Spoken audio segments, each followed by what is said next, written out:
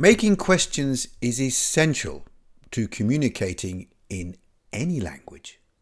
No questions, no conversation, no learning, no directions, no nothing. In English, we have two very clear and basic ways to make questions: open and closed. And they can give you either very long or very short answers. In this video, I will show you how to make both of these types of question and hold a brilliant conversation in English. So stick around.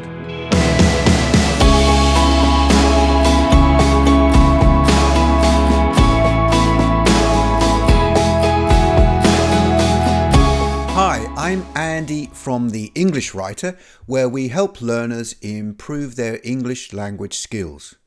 If you're new here, then please make sure you click that subscribe button so you can keep up with all our other tutorials and videos, and even leave a comment.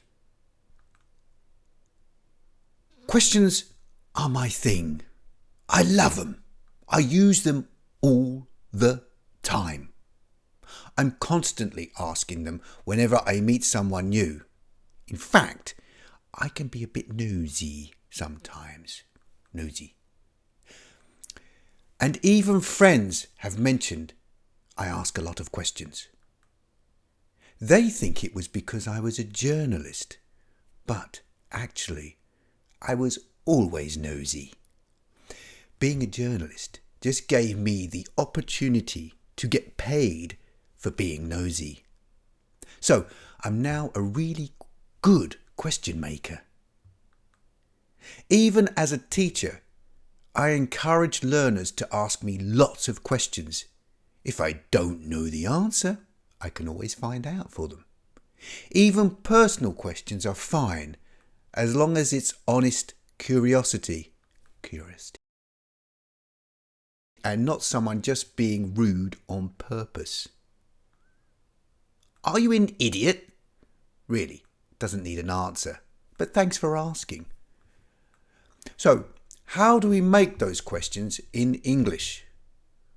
Well, there are two basic types: the closed question and the open question, and they encourage different types of answers. Let's start with the closed question first, because answers are easier to make and to understand. In fact, they are called closed questions because the answer you will get will usually be a yes or a no, or something similarly short. Maybe, sometimes, not really, for example. This kind of feels like a conversation killer. No. Yes, maybe. Therefore, we say closed. We make the question itself by using auxiliary verbs. That's the three primary auxiliary verbs: be, do, and have. And it's worth remembering there are only three of these verbs in English, and they do a lot of work in the language. And we also use modal auxiliary verbs, which vary in number depending on who you ask, but there are around 9 common ones, so don't stress too much, unless you're studying linguistics. Here are the 9: can, could, may, might, must, shall, should, will, would. Let's look at the three primary auxiliary verbs first: be, do, and have, because they're so useful in making so many questions. Although there are only three, these verbs do change according to the aspect, of course. So be can be is, are, am, was, or were. The do verb takes the forms do, does, and did, and have becomes have, has, and had. But that's it. And all of these words can be used to start a question. Like this. Are you from Thailand? Are you from Thailand? Note the verb goes at the beginning, in this case are, followed by a noun or pronoun, here it's you. Here are some more. Is this your phone? Am I helping you? Was Kim at school today? Were you busy today? And we can answer all of these questions with either yes or no. Is this your phone? No. Are you from Thailand? No. Am I helping you? Yes. Was Kim at school? No. Were you busy today? Yes. We can do the same with have and do.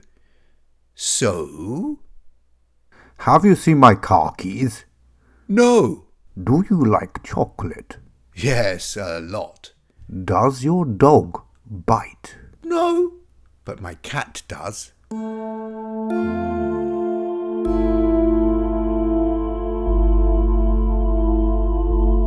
Did you watch TV last night? No.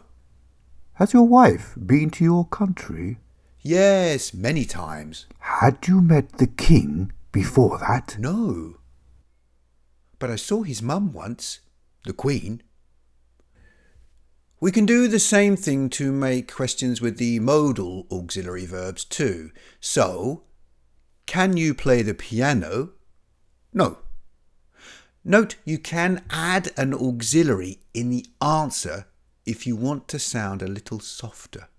So, will you join us tomorrow? No, I won't. Sorry. Would you like some coffee? Yes, please.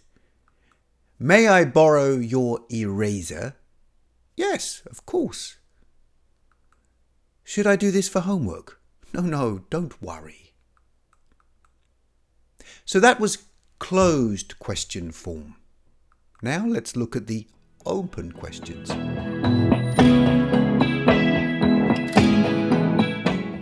These are great for getting people to talk more and be more open. We use words we call interrogatives or question words. Who, why, when, where, what, which, whose and how are the most common. And we make the questions like this. What is your name? Andy. Why are you here? Here in this room? I'm trying to make a YouTube video. Where is your hometown? It's in England. When did you decide to be an English teacher? When I was living in Australia. Who is your favorite actor? Oh, Gary Oldman. Although the answers even here can be short, the person can always push the conversation with more open questions. For example, What is your name? Andy. What's your full name? Oh, Andy Gaylor, or Andrew Allen Gaylor. Why are you here? Here, this room? I'm trying to make a YouTube video. No, why are you in Japan? Oh, good question. I can't remember why I came here. Where is your hometown?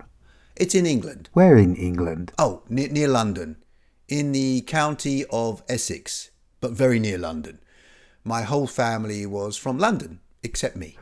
When did you decide to be an English teacher? When I was living in Australia. When was that? Oh, in 1997. Why were you in Australia? I had a working holiday visa, so I decided to go to college and get a teaching certificate so I could work in Asia after leaving Australia. Who is your favourite actor? Gary Oldman. Why? Oh, because he is always different. He's like a chameleon.